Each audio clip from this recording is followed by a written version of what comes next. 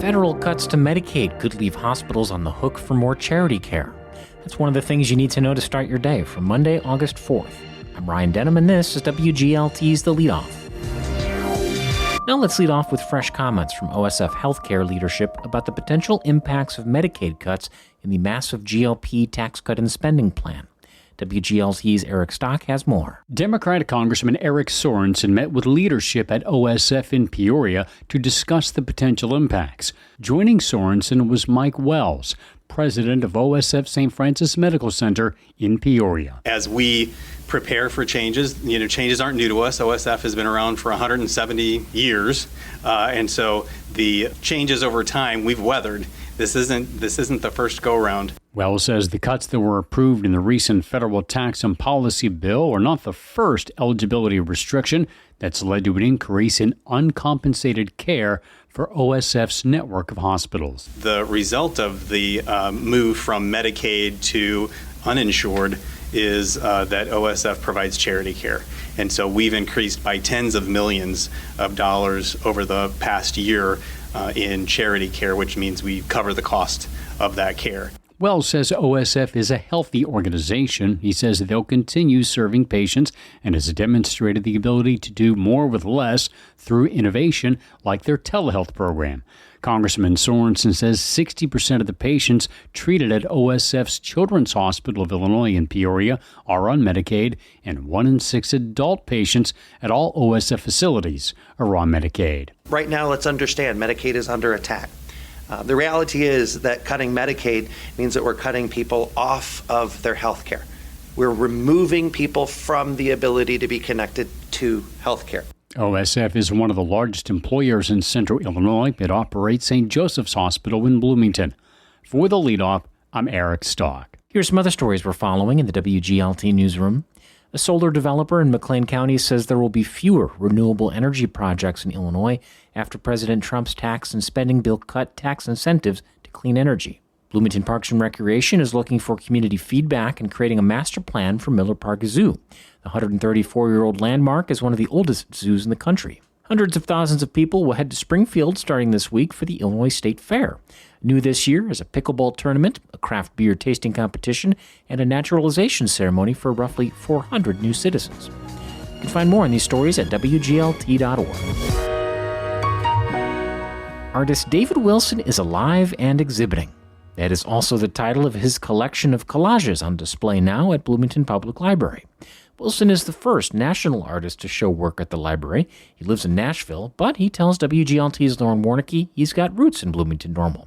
Wilson grew up in Lockport, went to Columbia College Chicago, and attended grad school at Illinois State. What was it, 2001, when I had my last solo show at Illinois State University, which was my MFA thesis show.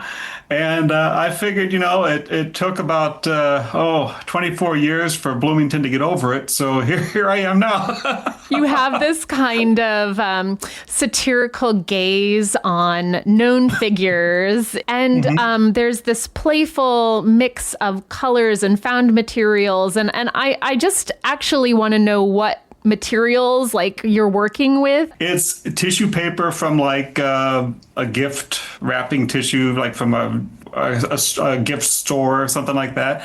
The materials are acrylic paint and then laser prints that what I'll do is create a sort of a matte medium transfer to the canvas. And then from that, you wash away the paper and do whatever you want. It's almost like a decal in a way. Talk more about how you chose the specific characters. I know that, in your artist statement, you say that you're intrigued, by those vintage movies, right? And the marketing assets that are produced, and also kind of the blurred line between artists and their characters. It's curious after reading their biographies that it's a carefully calculated persona that's also their way of making a living.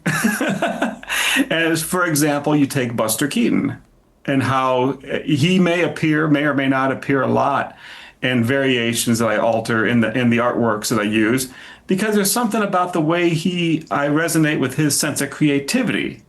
in his interviews, he would say, in the silent film era, we wouldn't lay out a script. We would lay out a story. Okay, what's the beginning?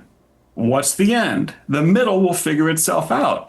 And that philosophy of when I'm collaging or creating the next artwork like this is kind of how I approach. It's like, okay, I want to do a piece about something political, about something whimsical, about something serious. How do I want it to look? I think about the size. I think about the colors to kind of get the tones going. The placement of figures, whether they're crowded or isolated. And then I start, and the middle figures itself out. You're in a library. You know, there are certain kind of like knowable things about a gallery. Sure, you make your art, you abandon agency, people think what they think, but it is a somewhat controlled environment. This is the opposite of that. Is that liberating? Is it scary? Is it exciting? How do you feel specifically about the setting for the show? I think it's beautiful. I think it's elegant. At a public library, you can walk in from going to the grocery store and, I got to return the books. And in that brief moment, you're returning the books, you turn around, you look at the wall, you're looking at artwork, and it's sticking with you. And it may pause you for like 3-5 seconds. But if it does, success. You have something very unique in Bloomington, Illinois, that very few cities have. David Wilson's Alive and exhibiting is on view at Bloomington Public Library through Saturday, August 9th. Wilson will attend an artist's reception at the library from 2 to 4 that afternoon. Wilson spoke with Lauren Warnicki. Support for arts and culture coverage on WGLT comes from PNC Financial Services. PNC is committed to supporting local arts and culture events in the communities they serve. Before we let you go, the Normal Town Council meets tonight at 7 at City Hall. On the agenda is a presentation on a pedestrian and roadway campus safety initiative. And that's it for today. I'm Ryan Denham. The show is produced by Lou Warner. You can subscribe to The Leadoff on the NPR app or wherever you get your podcasts.